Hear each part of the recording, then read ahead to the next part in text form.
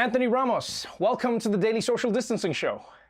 What's up? What's up, Trevor? Thanks for having me, my man. Yo, man, I have to have you because today is a special day. I'm not talking about the movies you're doing. I'm not talking about the big moves you're making in music. No, today's a special day because I heard you just got your driver's license. Congratulations. Yo, I got that license, my brother. We tell you, I'm about to be up in these streets.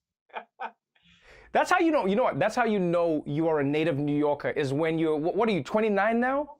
I'm 29, man. Yeah. 29 and you're only getting your license now. I just got this movie, man. I'm out here shooting this Transformers movie in Montreal, and they want me to do these car stunts, and they were like, yo, my man, let me tell you who's not doing stunts unless you go ahead and get, we putting you on this rig if you don't get this license. Did you even tell your instructor why you were doing this? Did you say, yo, I need to pass this thing because I'm doing Transformers, man? I didn't tell her anything. She wasn't even about it. She was just like, she got up in the car. She's like, is your car sanitized? I was like, yo, my bad. I was using my mother's car. And my mom didn't have anything in her car. I ran to my boy's car real quick, sanitized the car. She was like, okay, thank you. And then we finished the test. Yo, I'm talking about she was cold, bro. Congratulations on the driver's license. And now let's talk about all the big moves you're making. First and foremost, one of the most hotly anticipated films of the year, In the Heights. It's finally coming out in theaters and on HBO Max. And you, my friend, are the star of the show. Tell me about what it feels like to get to this moment and why you think this film is so special to do it with. I mean, look, man, I'm grateful. Wow. I auditioned for the show when I was 19, didn't get it. I eventually booked it, a role in it, in a show that was happening in Salt Lake City, Utah. And then later on, I meet Lin and we did Hamilton and fast forward, we were able to shoot the movie after 10 years from the first time I auditioned and didn't get that tour, So and this show means a lot to me, and I'm grateful that I get to be a part of it in any way, and it just feels like a story celebrating life and celebrating us coming back, and not only a story about music and culture and this community of people who are just getting after it every single day and loving on each other in the midst of whatever hardships are thrown at them, and people who are dreaming big, like it feels like a celebration of life and us coming out of the other side of what we've all been through. You feel that coming back into the world today. And what I think what makes this story so special is that it is quintessential, but at the same time it feels fresh. It's a fresh cast. It's a group of talented people who've come together under the guidance of Lin Manuel Miranda, who you count as one of your fans. I want to know what that relationship has been like for you. I mean, I learned something from him every day, how he navigates through the world, and how my man's changing the lyric here and there. My man's making adjustments here and there, right? I think he's a genius. And I think a part of his brilliance is, number one, right, when to know when to lean in, and also when to let go and let his collaborators do what they got to do, right? We're going to put together the best group of people we can to make this thing as fly as possible. We don't need this person on the marquee. It's not about one person in the show. It's about the people in the show, and it's about the story. That's what it's about. I'm grateful for our relationship. This is like the fourth thing we've done together. And right.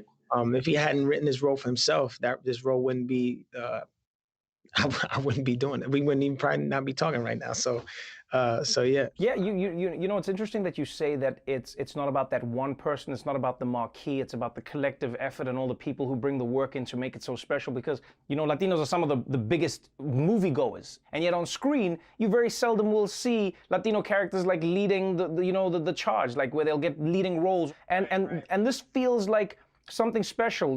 Tell me what that's like for you, because you had the dream for Anthony. And you've got to acknowledge there's also a dream for a lot of people out there who, whether they're in New York or not, are going like, yo, that's us.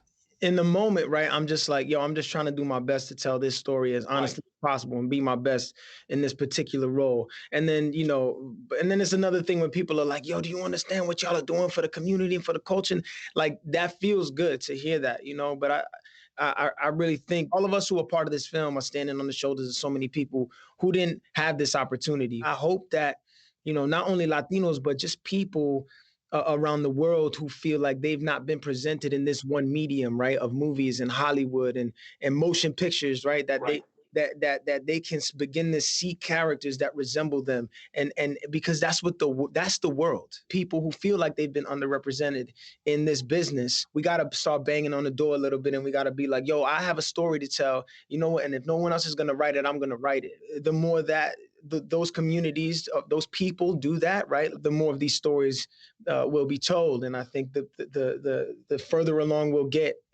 in the process or in the progress of seeing the world represented in Hollywood, in movies. Yeah, man. You know, in a testament to your talents, we've seen so many people in the industry banging down your door now. You know, you're starring in Treatment on HBO.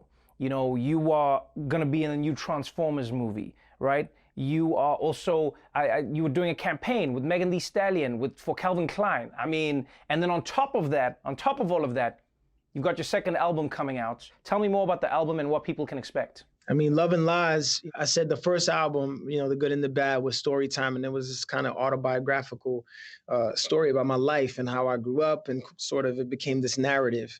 And this second album, this is like the Nitro at Six Flags. We I'm taking you on a ride, yo, and it's nonstop beats. We got reggaeton vibes, we got freestyle vibes, we got you know, we got the Caribbean Afro beats vibes, R&B vibes, like the you know, ballads, pop vibes, right? Like electronica, like there's every kind of flavor for the palette, you know what I'm saying? And it's just, I said the goal is on this album, 12 bangers. That's all I care about. I'm so proud of this record. It's the best music I've ever written, man. And I haven't been this excited to put anything out. I haven't been as excited to put something out as I am for this album. 12 bangers, no skips, 12 bangers. 12 smashes. I'll tell you this now, man. If it's half as good as any of the other things that you've put your effort into, it's going to be a smash hit. Congratulations on everything you're doing. Thank you for taking the time to join us on the show. And hopefully I'll see you again when Transformers comes out. Don't crash the car. Don't get too arrogant. You just got the license, Anthony. We want to see you alive. I know. I'm gonna take it slow, brother. I'm gonna take it slow. I can make it back to you, bro. I appreciate you, my dude. Have a good one, yeah?